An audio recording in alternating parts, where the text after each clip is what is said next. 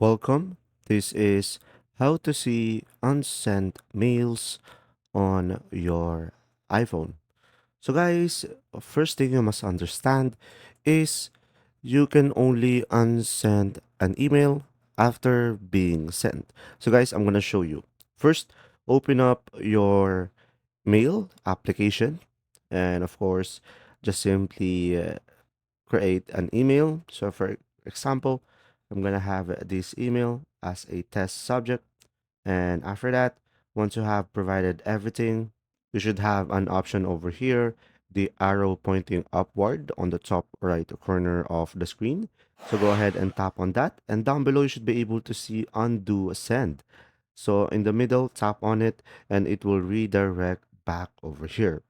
And now, guys, when you go ahead and go to the cancel, you should be able to see your draft on your mail over here based on the email that you unsent.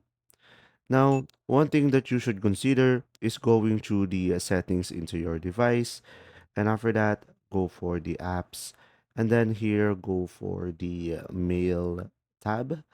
And now from here, if you scroll down to the very bottom, you will have an option undo send delay, and you can make some changes over here.